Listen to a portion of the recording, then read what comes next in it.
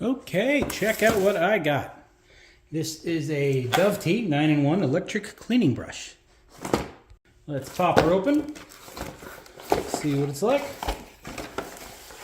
Okay, we got some cleaning pads. Got some booklet.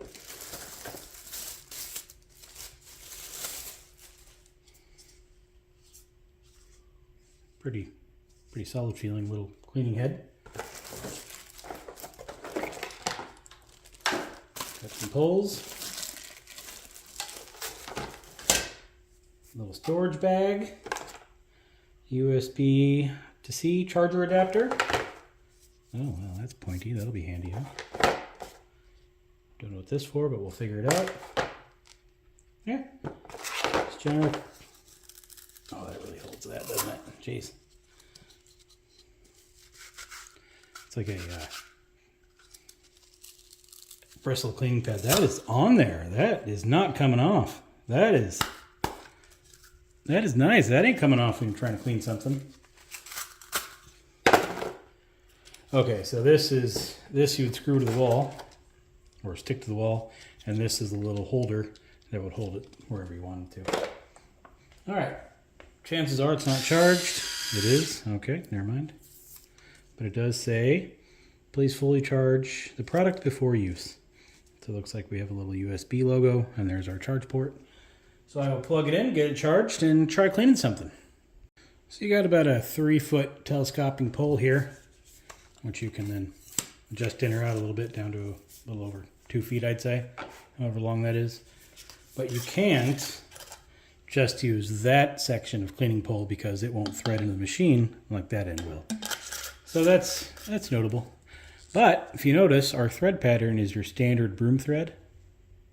Meaning if I wanted to use my 12-foot drywall sanding handle with this thing, I easily could.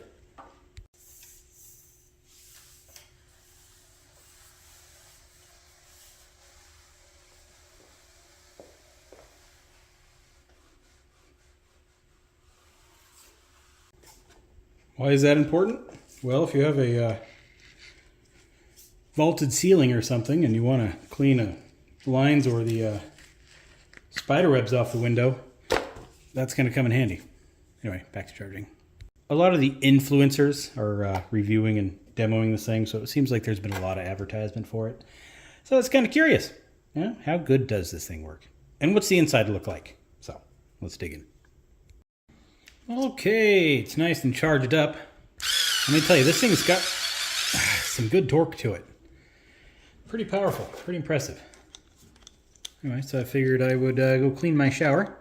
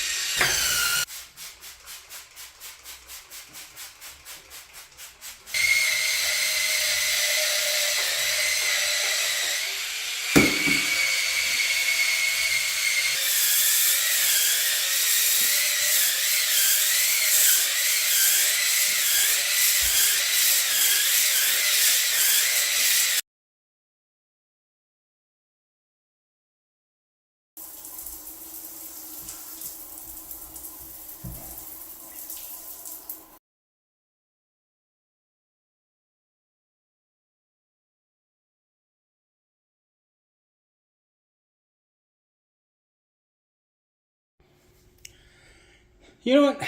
This thing, it's pretty neat. Simple concept, but it sure works, you know?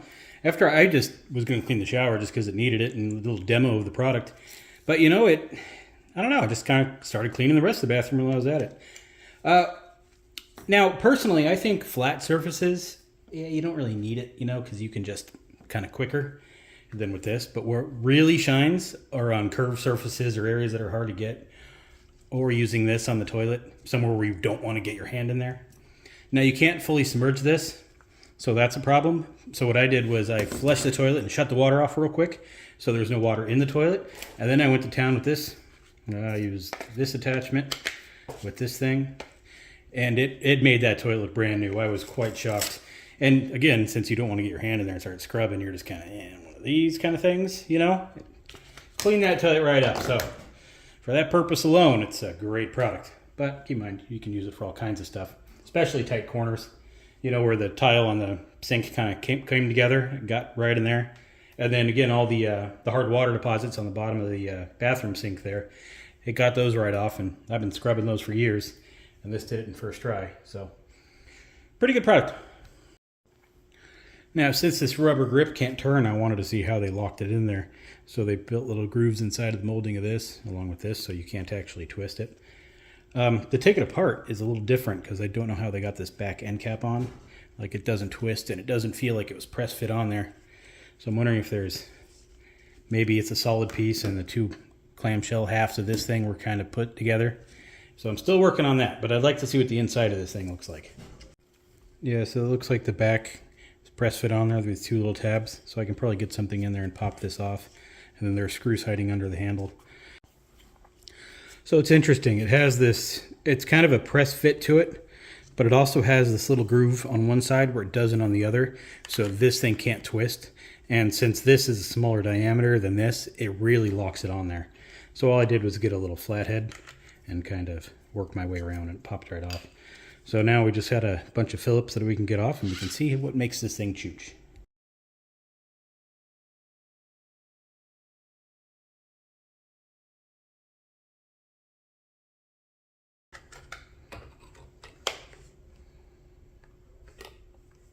Feels like it's pretty tight right around the display.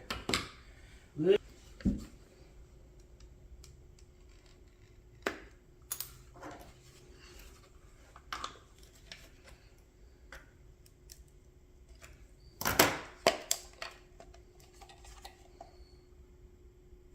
this place probably a sticker that holds it in.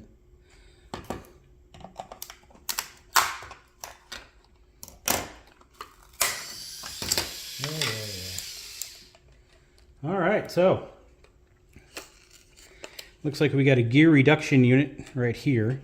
Normal little DC motor here, a little screen, and it looks like two lithium 18650s. 3,000 milliamp hours, 3.7 volts, and they are wired in parallel. So we got two little lithium batteries. We have looks like a planetary gearbox. Bet you we're going to find a screw under here that'll hold the head on. Feels like a nice little waterproof cap. Yep, there's our screw.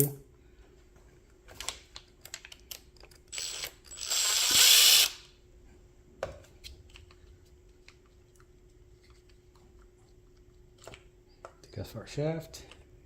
And there it is. There's our little planetary gearbox.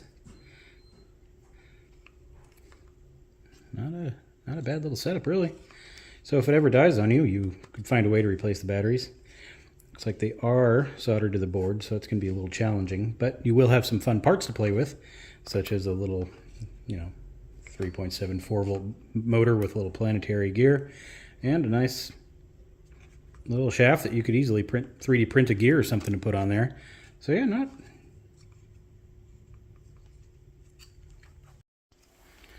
So the case body snaps itself right back together, and if you look, it's got little tiny grooves in there to kind of align and hold itself together. So I would say pretty good design there. The cap here has a little waterproof, looks like silicone O-ring to hold itself down to help with water getting in there. And then the shaft little here is such a tight fit, probably not going to be getting much water in there unless you kind of submerge it. But looks like they did what they could to prevent it from, getting water in there, because that's a pretty tight fit. They could have, put an O-ring inside of there too, so when this pushes on, it seals up on the O-ring, but, that works.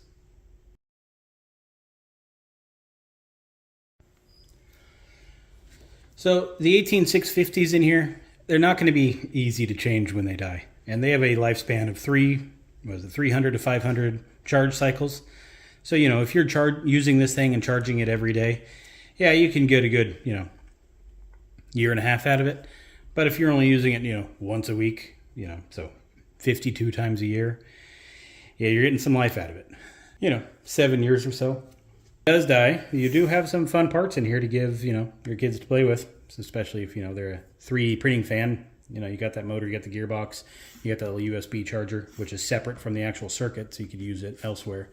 So, you know, parents use it to clean. When it dies, give it to your kids to take apart, and then they can have some fun parts out of it. At least that's what I'd do with it. All right, see you next time.